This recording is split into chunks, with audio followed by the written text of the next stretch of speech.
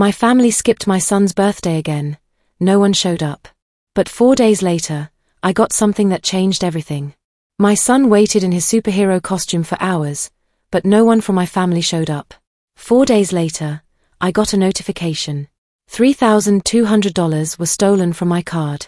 That's when I sent one text, "Wait for call from my lawyer." 10 minutes later, chaos erupted. They ignored the birthday cake again. That empty dining room still haunts me. Balloons drooping from the ceiling. My 7-year-old Lucas pretending he didn't care, sitting in his Captain America costume, legs swinging from a chair that should have been surrounded by family. He kept glancing at the front door every time he heard footsteps in the hallway of our apartment building. But no one came through that door. Not a single happy birthday. Not from my sister Amanda, not from my father, not from anyone who once called themselves family. It wasn't the first time they'd done this to him. Last year, they blamed construction traffic on Interstate 75, a work emergency, even a supposed food poisoning incident. This year, they didn't even bother manufacturing excuses. Just radio silence. The kind that echoes through a child's heart and leaves invisible scars. But 4 days later, my phone buzzed with a notification that made my blood run cold. $3,200 charged to my Wells Fargo account. Best Buy, Los Angeles. Los Angeles. I live in Detroit, Michigan. I don't even own a laptop computer. My first thought was credit card fraud. Then I remembered which card it was. My backup emergency card, the one only family had access to. The one I'd given Amanda when Mom was dying in Henry Ford Hospital last winter. She'd promised to use it only for Mom's medical expenses and medications. She never returned it after the funeral. I called her cell phone. Straight to voicemail. I tried Dad's number. Same result. That's when something inside me snapped into crystal clear focus. I opened our family group chat and typed 11 words that would change everything. Wait for call from my lawyer. This ends today. 10 minutes. That's all it took for my phone to explode with activity. Voice messages from Amanda, her voice high and panicked, claiming it was all a misunderstanding. Dad texted frantically, "Emily, let's talk face to face. Don't do anything you'll regret, sweetheart." Regret. They'd ghosted my son's birthday celebration, then stolen from me, and they were worried about regret. Let me take you back to understand how we got here. Lucas was born during the most challenging period of my life. I was navigating a bitter divorce from his father, had just been laid off from my marketing job at Ford Motor Company, and was drowning in legal fees and medical bills. But the moment I held my newborn son in that delivery room at Beaumont Hospital, everything shifted. I knew I had to rebuild my entire world for him. I did it slowly, methodically, without asking anyone for help, except for that one time when Mom got her cancer diagnosis. That's when I swallowed my pride and asked Amanda to help coordinate Mom's care. I gave her access to my emergency fund, trusting her completely because we used to be inseparable. She used to babysit Lucas every weekend, would bring him McDonald's Happy Meals and read him bedtime stories about brave knights and dragons. Dad used to be different too. He'd sit with Lucas in the same recliner where he once held me as a child, humming old country songs while my son fell asleep against his chest. They'd work together in Dad's garage, building model airplanes and fixing broken toys. Dad called Lucas his little engineer. That was before I became inconvenient. Before I learned to say no. The change started when I stopped being their personal ATM. When I refused to lend Amanda money for her third failed business venture, some multi-level marketing scheme selling essential oils. When I stopped answering Dad's 2 a.m. phone calls every time he had another argument with his girlfriend Patricia. When I established boundaries and stuck to them. They began pulling away gradually, like a slow-moving tide that leaves you stranded on an empty beach. I first noticed it the Christmas after Mom's funeral. No invitation to our traditional family dinner at Dad's house in Dearborn. No explanation. No conversation. They just posted photos on Facebook. Amanda, Dad, Patricia, and her kids around a beautifully set table, laughing and exchanging gifts. Lucas saw those pictures and asked me that night, "Mommy, why aren't we in the family photos anymore?" That question haunted me for months. But instead of confronting them directly, I made a different choice. I started documenting everything. Screenshots of ignored text messages. Records of missed phone calls. I began monitoring every transaction on that emergency credit card I'd given Amanda. That's when I discovered the pattern that made my stomach turn. The theft hadn't started with that $3,200 Best Buy purchase. It had been happening for months, in small amounts designed to fly under my radar. $89 at Target. $156 at Nordstrom Rack. $203 at a fancy steakhouse in Birmingham. Every transaction carefully kept under $250, small enough that I might not notice, large enough to fund their lifestyle upgrades. I let it continue for 3 months, building my case. I needed irrefutable evidence, not just hurt feelings and family drama. So I made a strategic decision that would later prove crucial. I transferred exactly $3,500 into that account and waited. It was like setting a trap for someone you once loved more than life itself. Meanwhile, Lucas's birthday was approaching. I sent personal invitations to both Amanda and Dad 6 weeks in advance. I called them to confirm. I even offered to provide transportation if they needed it. Dad said he'd try his best to make it, which should have been my first red flag. Amanda was more direct. Of course I'll be there. I wouldn't miss my nephew's special day. The party was supposed to start at 2 p.m. on Saturday. I'd spent all morning decorating our apartment, hanging streamers and balloons in red, white, and blue, Lucas's favorite colors because of his superhero obsession. I'd ordered a custom Captain America cake from a bakery in Royal Oak, complete with his shield and everything. The dining table was set for 5 people. Me, Lucas, Amanda, Dad, and Lucas's best friend from school, Tommy Martinez. At 2:15, Tommy arrived with his mom, Maria. They brought a beautifully wrapped Lego set and genuine excitement. At 2:30, I texted Amanda, "We're starting soon. Can't wait to see you." No response. At 2:45, I called Dad. Voicemail. At 3 o'clock, I made the heartbreaking decision to light the birthday candles without them. Lucas blew out his 7 candles while Tommy cheered and Maria helped me serve cake. But I could see the disappointment in my son's eyes, the way he kept glancing toward the door, hoping they might still show up with some dramatic explanation and armfuls of presents. They never came. Not that day, not the next day, not even a belated phone call or text message. 4 days later, my phone notification changed everything. $3,200. Best Buy, West Hollywood. 2 iPhone 15 Pro Max devices with expedited shipping. The IP address traced back to Amanda's apartment complex in Southfield. She hadn't even bothered to use a VPN or try to hide her digital footprints. But this wasn't just about the money anymore.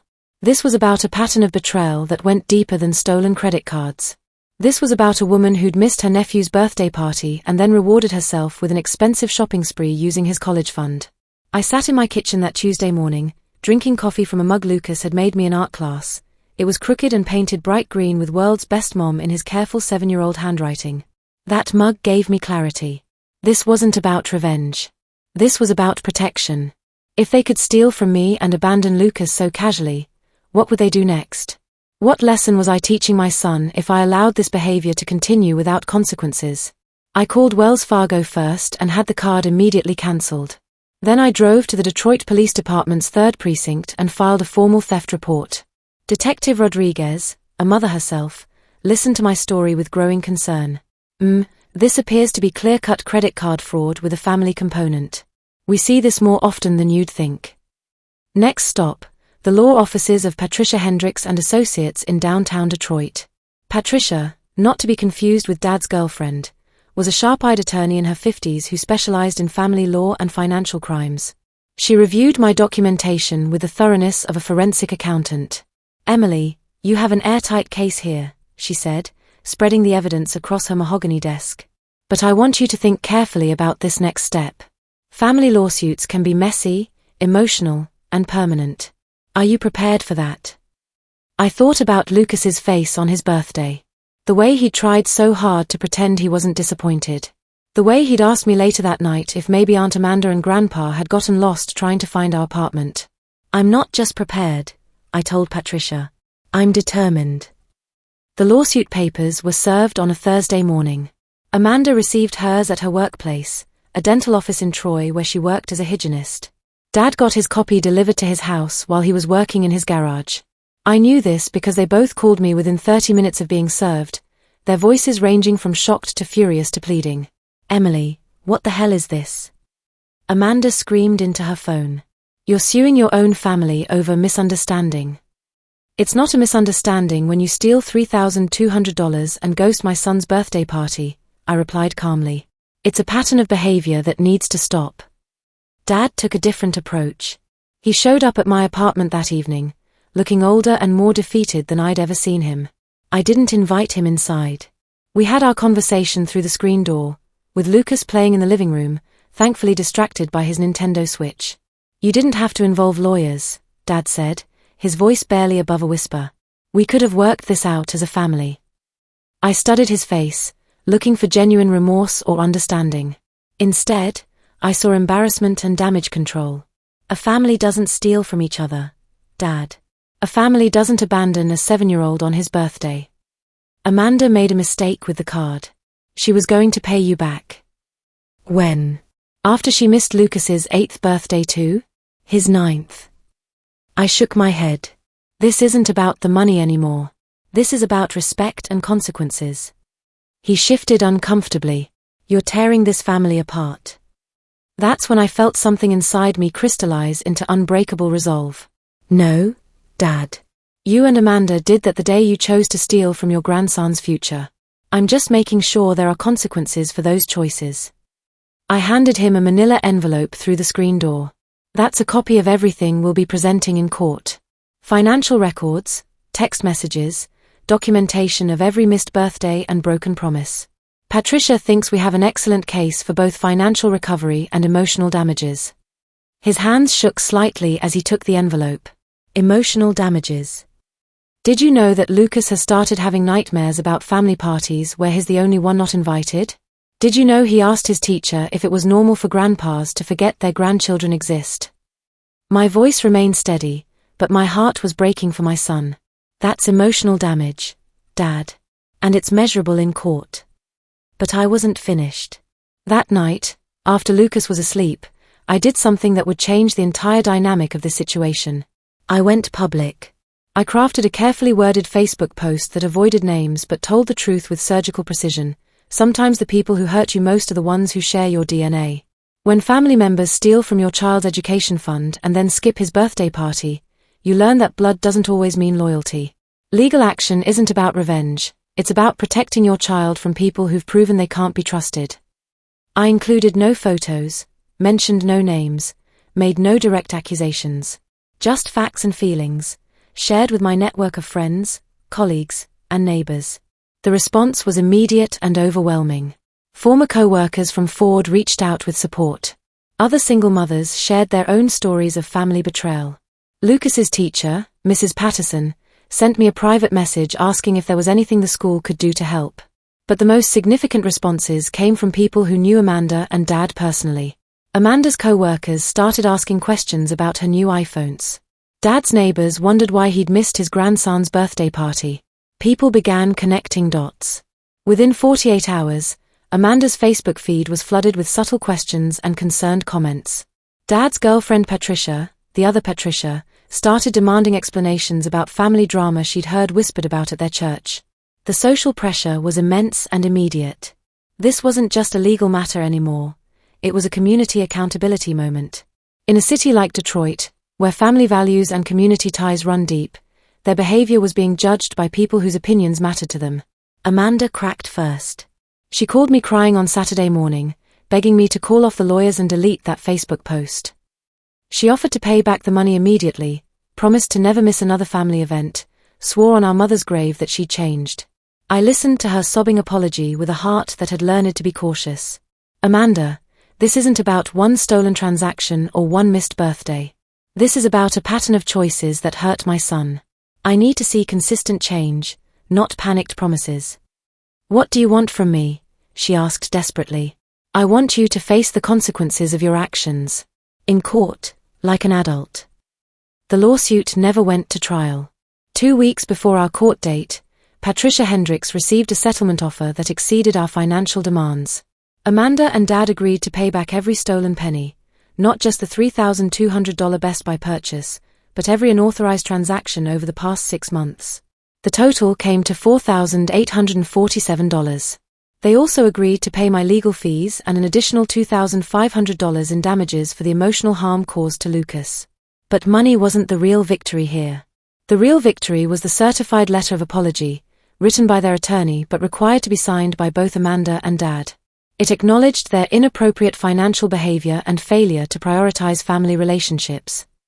It was formal, legal, and permanent, the kind of document that would hold up in court if they ever tried to gaslight me or Lucas about what had really happened. I didn't tell Lucas the details of the legal battle. 7-year-olds shouldn't have to carry that kind of family baggage. Instead, I used the settlement money to take him on the adventure of a lifetime. We spent a long weekend in Chicago, staying at a hotel near Navy Pier, visiting the Children's Museum, and eating deep dish pizza at Giordano's.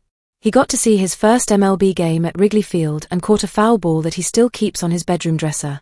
On our last night in Chicago, as we sat by Lake Michigan watching the sunset, Lucas asked me, "Mom, are you still sad about my birthday party?" I thought carefully about my answer. I was sad that some people we love made bad choices. But I'm not sad anymore, because we figured out how to handle it like strong, smart people do. Are Aunt Amanda and Grandpa going to come to my next birthday? I don't know, sweetheart. But if they do, it'll be because they've learned to make better choices. And if they don't, we'll have an amazing party anyway, just like we always do. He nodded seriously, then grinned. Can we have it in Chicago next year? I laughed and pulled him close. We can have it anywhere you want, buddy. The important thing is that we'll be together. 6 months later, Amanda sent a Christmas card with a $100 gift card to Target and a note asking if she could take Lucas out for ice cream. I said yes, but I went along. Trust, I've learned, isn't automatically restored with apologies and settlements. It's rebuilt through consistent actions over time. Dad has been trying harder too. He calls every Sunday now, sends birthday cards that arrive on time, and actually shows up when he says he will. Patricia, his girlfriend, even invited us to their engagement party. I don't hate them. Hate is exhausting and backward-looking. Instead, I've chosen something more powerful, boundaries backed by consequences. They learned that crossing me means crossing my lawyer. More importantly, they learned that Lucas deserves better than their casual neglect. My son is 8 now, thriving in 3rd grade, and still obsessed with superheroes. But his favorite hero isn't Captain America anymore. It's his mom, the woman who taught him that sometimes you have to fight for the people you love, even when those people are family. Sometimes the greatest gift you can give your child isn't protection from hard truths, but the demonstration that those truths don't have to break you. They can make you stronger, smarter, and more selective about who deserves access to your heart. Lucas learned that family isn't just about shared DNA. It's about shared commitment, mutual respect, and showing up when it matters most. And if someone can't meet those basic requirements, well, there are lawyers who specialize in teaching that lesson the hard way.